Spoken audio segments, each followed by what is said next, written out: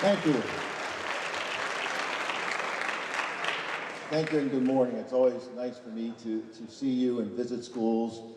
And this morning, as your principal said, we have a very special assembly, and a lot of people in the county have dedicated a lot of their time to bring you this. And I'll be quite honest with you, it's something that's going to make you uncomfortable. It's about drug abuse and drug prevention and what we're seeing going on in the county. And as soon as adults start talking about this topic to students, and I've done a lot of it because I spent a lot of years in my life as a high school counselor, and I've talked to students about drug prevention and drug abuse a lot. And one thing that I've observed that happens all the time, and it's happening right now, is you put up a wall. You say one of two things. If you're using drugs, and statistically many of you are, your wall says, doesn't affect me because I got it under control. And the nervous laughter is the wall going up. So if you're using drugs right now, what you say is, I have it under control. If you're not using drugs right now, you say, this doesn't affect me. When in reality, it affects everybody. Everybody in this room is going to be affected because you're either involved, you know people are involved, you have family members who are involved, or you have friends who are involved. And the difference in what you may have heard in the past and what is going to happen today is no one is going to preach to you. No one is going to give you information that you can find other information on the internet to dispute what you hear. And I know that's what happens. No one's going to do that. The only expectation that we have of you today, this morning, is just to listen.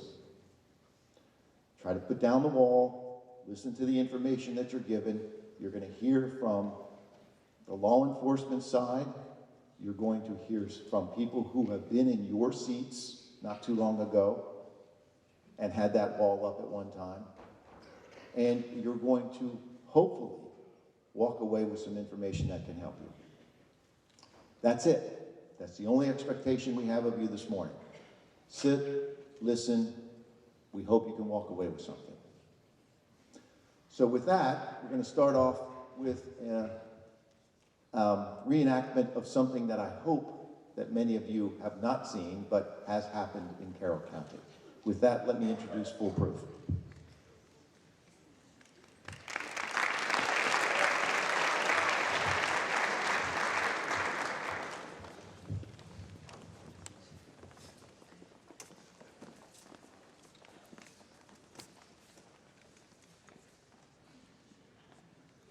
All right, here we go. Okay, come on, this is boring.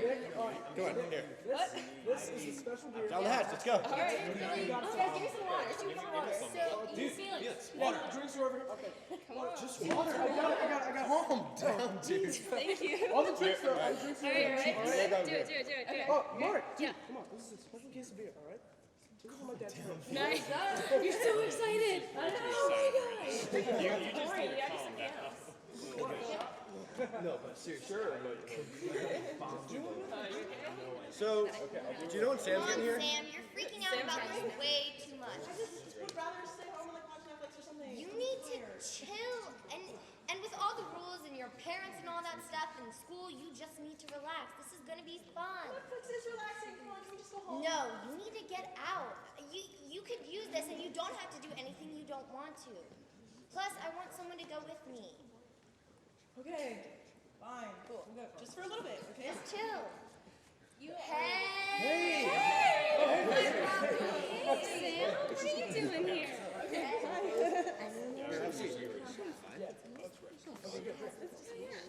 Party. Yeah, I mean, thanks for coming. I know Felix only invited you because I asked him to, but... No! So, do you want a drink or something? I think I'm fine. Well, you gotta have something. I'm just a little nervous is all. All right, well, loosen up a bit. Here. there's someone there. What am I supposed to do with this? You take it. I know that, but What is it? Oh, it's just something my buddy gave me. It's great. Meg, you take? Yeah. Tell her about it. Yes, take it. Dude, it feels great. She's getting into it already. It's boring if you don't take it. Come on. Come on, really. It's fine. Water. You good? I'm good. You good? Hey! Not expecting It's that. not that hard. You're already in this. Where's the bathroom at? I think it's over there. Straight that way. Right up that way. Wow. What am I doing with this? I didn't even want to come here. My friend made me come here. I don't belong here. I don't even know what this is. This could kill me. This could make me not be able to drive home tonight. What if my mom worries about me? But she always overreacts.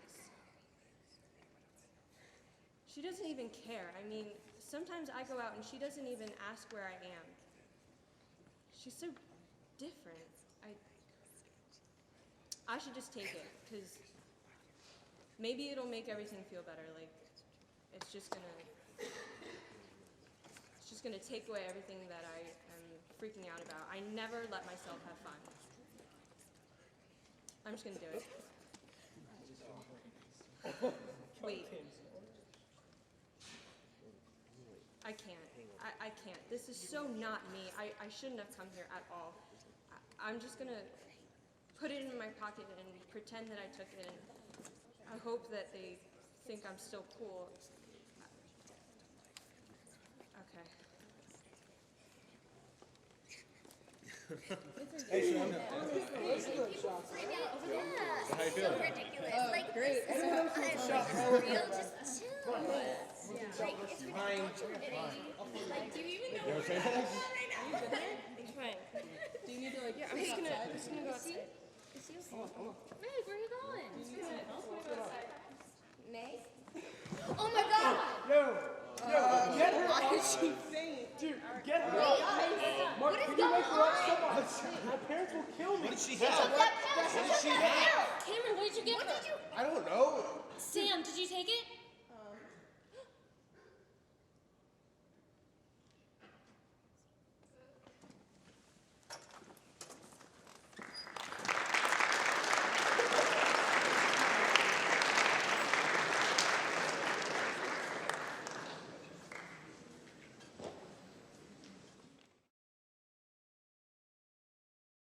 Hi, I'm Brian DiLeonardo, and I'm the state's attorney for Carroll County. Normally, I'm in the courtroom prosecuting crimes, but today, I'm returning to high school. That is because today is not about trying to convict someone of a crime, but instead it is about trying to save futures, save lives. Heroin use has more than doubled over the last decade among those age 18 to 25. Heroin is a highly addictive drug with often deadly results. As serious as heroin use has become, that is only part of a larger drug addiction problem we face. According to the Centers for Disease Control and Prevention, you are twice as likely to become addicted to heroin if you have an addiction to alcohol.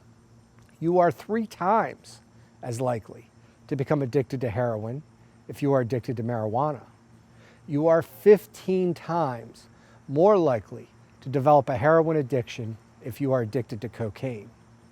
And most shocking, you are 40 times more likely to become addicted to heroin if you are addicted to prescription painkillers. Frankly, most don't start with using heroin. Most that become addicted to heroin never expected to end up there. But as you can see, all of these drugs make it far more likely that you will end up there. Last year in Carroll County, 32 people lost their lives as a result of heroin or prescription painkiller addiction. Hundreds more people addicted to heroin, painkillers, and other drugs flooded the emergency rooms and packed our jails. Who are these people that are dying? What kind of people end up in jail from committing crimes to feed their addiction? There are many faces of drug addiction. They are people no different from you and me.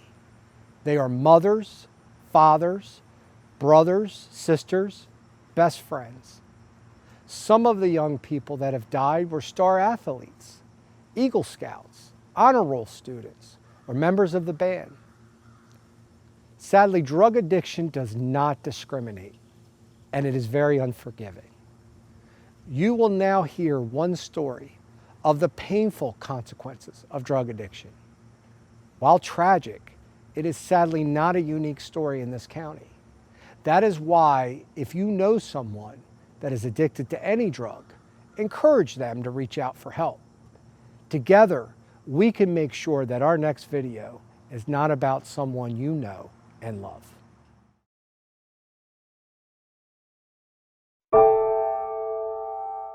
I'm Beth Schmidt. I'm a mom from Carroll County. I'm the mother of 3 sons, Sean, Alex, and Eric Schmidt, all graduates from Liberty High School. Well, I'm Alex Schmidt. I'm the middle boy. I'm Eric Schmidt. I'm the youngest of the 3. Sean loved baseball. Yeah, we'd play catch and things like that every once in a while. But I mean, we were never on the same team just because of the age difference. But I remember going to all his games when I didn't have a game and vice versa. So.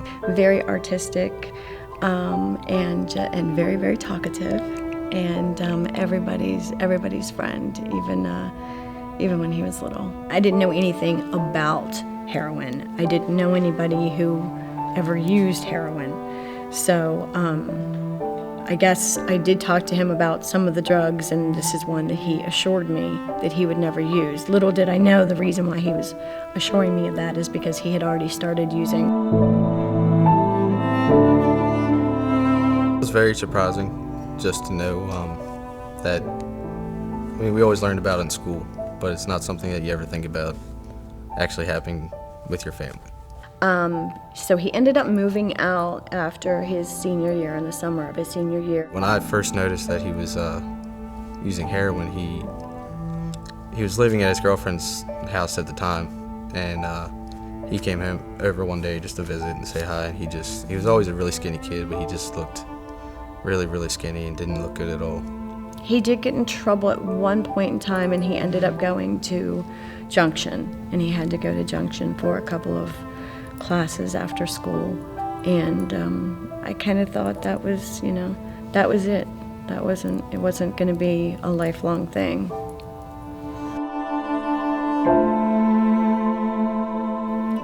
So finally, I guess the straw that broke the camel's back was he came to the house and he told me that they had been using heroin. He started with pills. He and his girlfriend, and he received these pills from an adult, from a parent that I knew, from a parent that I trusted. It was definitely a shock to me, because honestly, one of the things I can also remember most when I was little is that around high school age for him, he would always tell me he was like, the one drug you never want to do is heroin, and that really kind of stuck with me.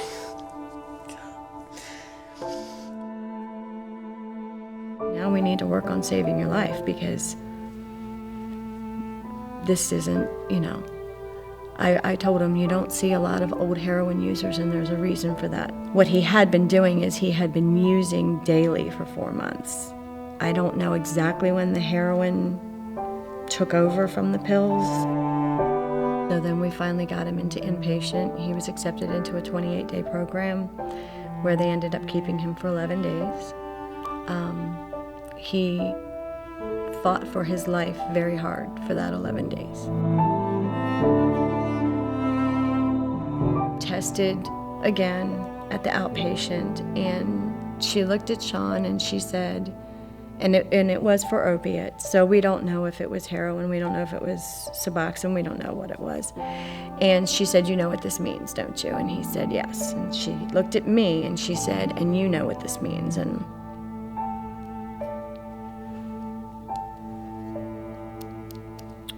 sorry. Yeah, I mean, I remember it like it was yesterday. So I was home at the time, and I remember the trooper came to the door. I went about the rest of my evening. I went to the gym like everything was fine. And I was actually still in my gym clothes when the police officer showed up. My youngest son was there. He knocked on the door, I opened it up, and then I was like, "Are your parents home?" or whatever. So I went and I got my mom, and then brought her to the door, and then she sent me to do something upstairs. So he asked me if I wanted to sit down, and then he started to say something. I knew he was asking some kind of questions. It could have been anything, you know. Sean was arrested or something. He said, "Are you sure you don't want anybody else here when I tell you this?" And I said, "Hold on a second. Do I need to have somebody else here?" So he said, "Yeah, I suggest that." So I got a hold of his father. I got a text from my dad saying, "You need to come home now by yourself." And I knew it was something serious. And then he let me know that he had responded to an EMS call in Mount Airy. I still thought my son was in jail or that he was in the hospital. He had responded to an EMS call in Mount Airy, and there was an overdose. And they had taken him to Frederick Memorial Hospital just because it was closer, and that they were unable to revive my son. I was upstairs in the bedroom, and I just heard my mom, like, this blood-curdling scream, and she was like, "No." And then I rushed downstairs, and I was like, "What happened?" And she told me the news, and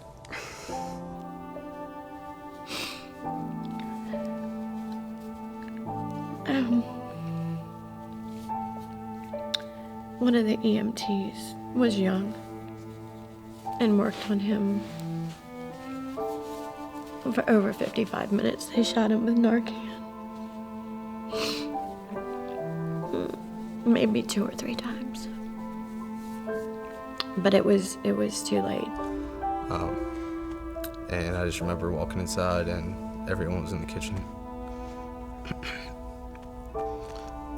crying because of what happened. But I wasn't there when the trooper came.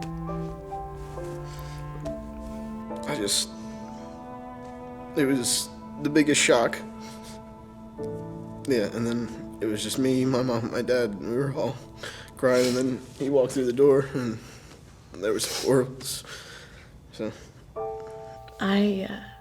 Even with all of his struggles and his battles, never, ever, never did I actually think that I would lose my son to a heroin overdose. He got to be 23 for 2 days.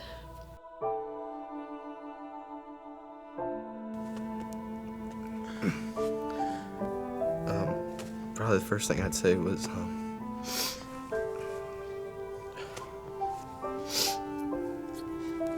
I'd say I can't even say it. Happy birthday, because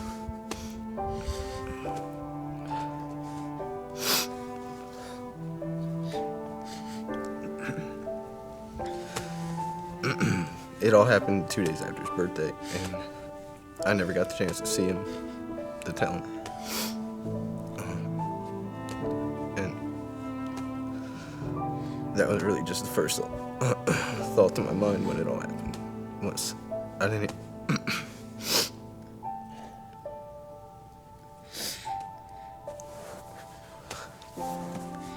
even tell him that.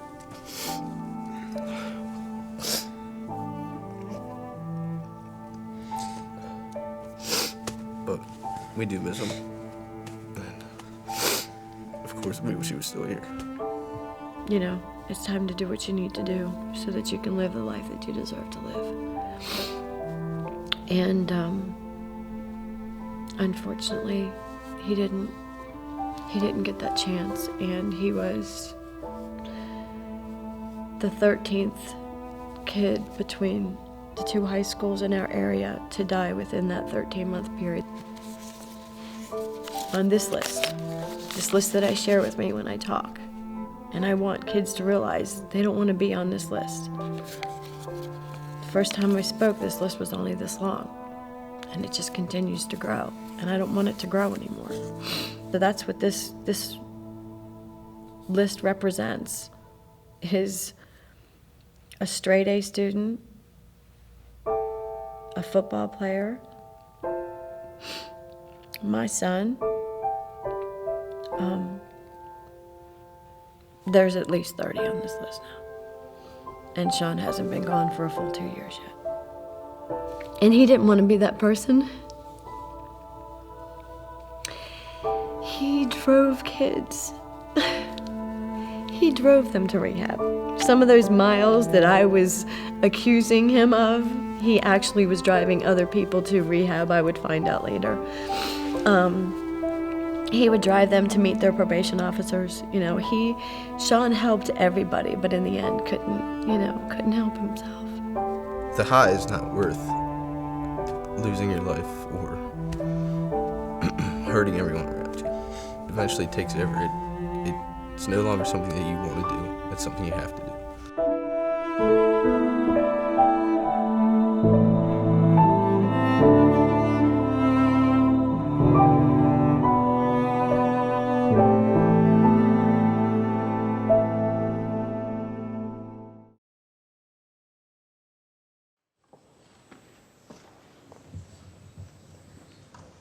I want to take a quick minute to get some of you to do something real quick. You're not going to be on film, but I want you to stand up. Everybody in the first 3 rows right here, just stand straight up. Just stand up. In the first row, just the first row right here. This right here represents how many Seans, pretty close to how many Seans we lost in 2014 as a result of heroin, opiate overdoses. That's a lot of people, a lot of students, a lot of brothers, sisters, loved ones. That's all. Go ahead and sit down.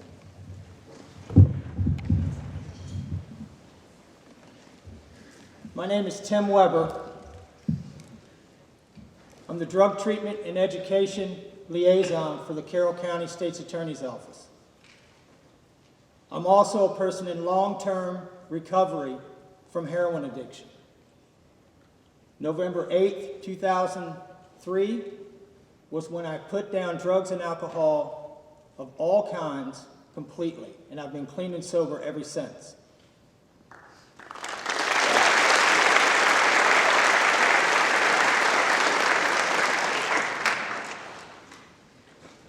We kind of come to you guys with a different approach. We're not here to preach to you. We're not here to say, just say no, don't do drugs. We're actually here to share with you our truth, our reality about what happened to us. A couple of people are going to get up and share their story after me that are a little closer to your age, and it can innocently happen that you can wander into a heroin addiction. Very quickly, kind of how mine happened was I was probably no different than a lot of you. I played Little League Baseball. My mom was a team mom every year I played. My father was one of the coaches. My mom volunteered in the concession stand. I loved Little League Baseball. I went to Centennial High School in Howard County. I played lacrosse. Senior year, I was one of the leading scorers. I was one of the popular kids. I was a Golden Gloves boxer. I thought I was going to be the next Manny Pacquiao, Sugar Ray Leonard. And that was my dreams and aspirations I had in high school. But I was also a partier in high school. I also hung out with people, and all of my friends smoked weed and drank on the weekends. It's just what we did. I just thought everybody did. But it was my circle of friends, and that's what we did. I was able to get through high school. I went off to college. Different people, but the same faces and the same people I kept hanging out with. Smoking weed, drinking, going to class. Some other drugs started to come into the picture then. Some drugs that were not as easy to walk away from. I ended up dropping out of college after my first year. It was very soon after that I was out with someone I trusted someone I idolized, someone I looked up to my entire life, my older brother. And him and his friends were already doing heroin. And he asked if I wanted to try it. And I tried it. And from that moment, it took me 12 years to get off of heroin. 12 years of in and out of jail, in and out of homeless shelters, treatment centers. When you go to the Ravens in the Baltimore to watch the games, I was one of those people on the street, living in those abandoned row houses, looking for cigarette butts and looking for $10 to get high every day. Not what I had pictured was going to happen when I was scoring goals in lacrosse in high school. One thing I know is that no one plans to be a heroin addict. No one ever sets out to be a drug addict and homeless in Baltimore. It happens innocently, through parties. Red Solo cup and a blunt is usually the way it starts. Luckily, I was able to find my way out of that, and I've spent the last 12 years trying to prevent others from going down that road, or at least showing people how to come out of it if you've gone down there. Because I've been there, and I know how to come out of it. You're going to, at the end of this program, you're going to get some special ops cards if you haven't already gotten them. My number is on that card. There's some other resources on that card. I'm available 24/7 if you pick up the phone. No questions asked. If you have a friend, if you have someone that you know that needs help, if you need help, if you have a parent, an uncle, somebody you know has a problem that probably needs help, put that card in your sock drawer, put it on your refrigerator, stick it somewhere because you'll probably need it at some point. So I'm going to have a couple of my friends that I've known for a while come up, and they're going to share a little bit of their story with you. First one that's coming up is Britney.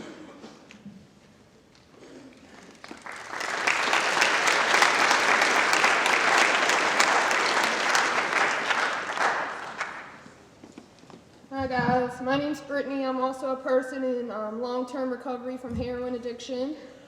I grew up right here in Carroll County. I graduated from North Carroll in 2008.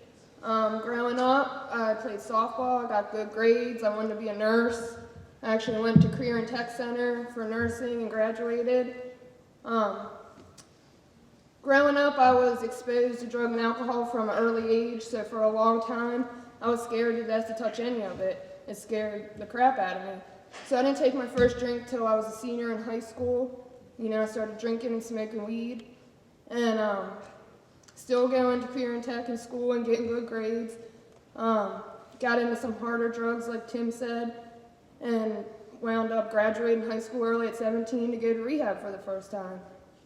Got out of there, continued to hang out with the same people, doing the same things, and, you know, tried heroin, and after that, it was a downward spiral, you know. It took away every dream and aspiration I ever had. I didn't care about anyone or anything, including myself. It turned me into a self-destructive animal. I didn't care about anything or anybody. And I was okay with it. I thought I was just going to be like that for the rest of my life. And, you know, the consequences started happening, and I was in, from 17 to 23, it's just a vicious cycle of in and out of rehabs and detoxes. And I didn't want to live like that anymore, but I had no idea how to stop. Once you're in that cycle, it's hard to get out of. So at 23, I went and got help again, and listened, got out, started working a 12-step program, and my life started to change. You know, I have a network of people like Tim and Evan I talk to on a daily basis. I do stuff like this. You know, I don't want to be a nurse anymore, but I can help people in other ways by sharing my experience and how I got through it. And that's what helps me today. I wouldn't trade what I do today for anything, you know. I'm one of the privileged ones, unlike Sean, that got to live through it, because I've overdosed, you know. I know a lot of people that have and didn't make it, so I'm here for a reason, by the grace of God, and so this is what, you know, I do today. I can still remember the first time I went to my mom and told her I needed help. You know, she said, out of all three of my kids, I never thought you were going to be the one to tell me that or go through this, but I am. You know, it happens to anybody. Addiction doesn't discriminate. It can happen to anyone. And like Tim said, it's innocently, you know, drinking and smoking weed. I never thought I was going to be a heroin addict. And everything, you know, that was unacceptable becomes acceptable real quick. And by the time you're at that point, it's hard to get out of it. So not everyone in high school that drinks and parties is going to end up how I end up as a heroin addict, but a lot of them will if you're an addict. If you're an addict like me, once I put something in me, I can't stop it or control it. So, you know, if I can prevent one more Sean, then it's definitely worth it. You know, I had a cousin die last March of a heroin overdose, so I've seen both sides of it, and how it affects the family and living through it. So, yeah, if I can prevent one more person from dying, it's definitely worth it. Thanks, guys.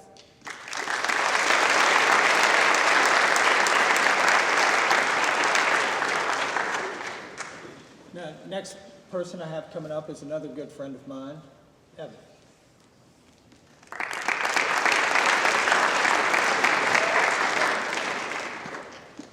How's it going, everybody? My name is Evan, and I'm also a person in long-term recovery from drug and alcohol addiction.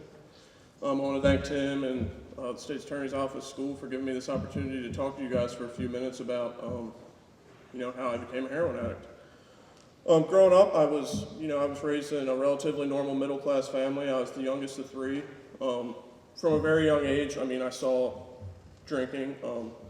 You know, when Santa came to my house at Christmas, he didn't want cookies and milk. He wanted Bud Light and a ham sandwich. You know, pretty normal stuff like that. I used to get like little sips of beer to like entice me to do chores. So I saw it growing up, but I absolutely, you know, I never thought of it as something that could cause a major problem in my life and lead me down a certain road. You know, in school, I wasn't always the strapping, confident, red-bearded man standing at the podium you see. You know, I was a little bit of a goofy, overweight, redheaded kid. You know, I got straight A's. I was in the honor society, I was in the band, that kind of stuff. But there was really no indication that I was going to become a drug addict that would steal your watch and then help you look for it. So not unlike Tim, I had an older brother who was kind of close in age to me. He was, you know, he was on the lacrosse team, and he started having parties when he got into high school. So through that, you know, I started getting introduced to things. The first time I got introduced to weed, I like walked around the side of the house and caught my brother smoking a bowl. And at first, I mean, I was adamant. I was like, I'm gonna tell on you, you're gonna get in so much trouble. Apparently I'm very easy to convince because the next thing you know, I was trying it with him and, you know, I liked it, I loved it. You know, when I was in school, they had the DARE program where, you know, the teachers would tell us, you know, say no to drugs and all that. I can remember getting the pencils that said don't do drugs, and I would just sharpen them until they said do drugs and then laugh and laugh because I thought I was smarter than that. You know, I can remember thinking, like, this stuff is great. You all are just lying to me because there's not enough of it to go around and you want to keep it for yourselves. Wise to your act. They had that, and I remember the same way I started drinking through those same parties. And, I mean, they call alcohol and weed gateway drugs. I mean, that might not be true for everybody, but it most certainly was true for me. Because through going to parties like that and drinking and smoking, I started getting introduced to harder drugs. And by the time I graduated high school in 2010, I had a full-blown addiction to painkillers.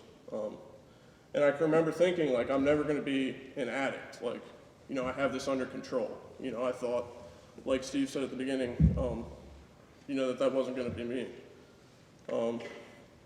So I graduated high school. I had this addiction to painkillers. I did go on to college, and through that same older brother, you know, I made that switch to heroin when I was in college. And I mean, it took away my soul faster than anything you can imagine. I mean, very quickly, becoming a heroin addict came before everything. It came before being a son. It came before being a brother. It came before being an employee. It came before anything, being a student. And it was just a miserable downhill spiral. So I did graduate college. You know, I lined up a job at a prestigious hospital in the Baltimore area, and very quickly, when I graduated, I went from being a young man on the cusp of accomplishing his goals, you know, having a good job, to being unemployable, penniless. I lost the trust and respect of everybody I loved and cared about, and eventually I was sitting in a jail cell facing felony drug charges, thinking this is absolutely not the way my life was supposed to go. So fortunately, I was blessed with the opportunity to go to treatment from there that so many people don't get. And people came in to that treatment center and started talking. You know, they sat down and they talked to us, and, you know, they said things that resonated with me. You know, it seemed like they understood and they cared and they knew what was wrong with me and how to fix it. And through that, I managed to turn my life around, and my life is very good today. I wouldn't trade it for anything, like Britney said, through working a 12-step program. But those people coming in and talking to me was huge. And maybe if somebody had come and talked to me on that level when I was in school, it might have saved me a lot of pain and suffering in my life. So that's what I'm here to do. Just to let you guys know, if you yourself or anybody in your family has a problem and you're going down that road, there are people that care and understand and want to help you, like myself, like Brittany, like Tim, so that you guys don't have to go as far down that rabbit hole as we did, because I can promise you there's absolutely nothing worthwhile down there. So thank you for your time, guys. I think that's all I got. Thank you.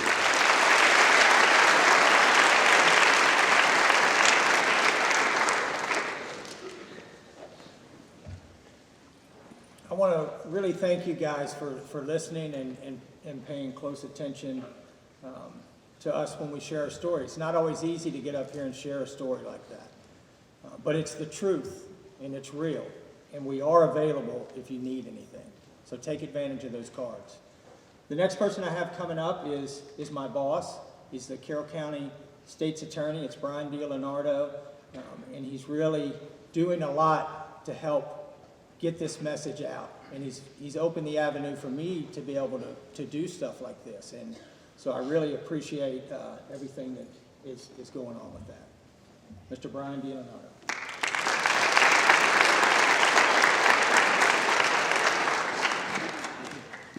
Well, good morning.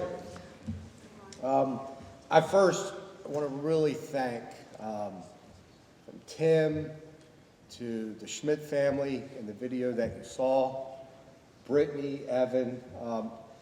It is incredible to have people that are willing to come up and share their story, a very personal, painful story, and only be doing that in order to help you. And I just want to thank them again and give them another hand.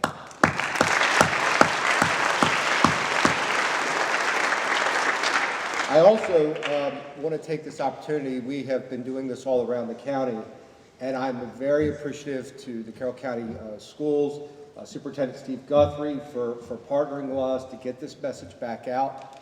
I want to thank the commissioners. Today we have Carroll County Commissioners President Steve Wantz. The funding that they provided, not only were able to get Tim to be able to come out and do this around the county, and that's really, I think, incredibly important, but help fund us to do the videos, and to hopefully you can see what a difference this can make. So again, I want to thank them as well.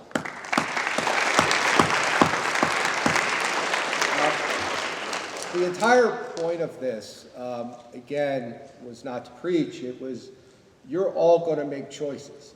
I have 4 sons myself, and as I tell them that they're going to make choices, I'm not always going to be there. They're going to make choices, and so what my goal for this program is to make sure that you make informed choices. Not to tell you, not to preach, but that you get a chance to see through very painful experiences of others what's there. And I will tell you that Tim is available 24/7 to reach out and help. I know Brittany, there are so many people then themselves, they care about you. And this is not about getting you in trouble, it's about saving your futures.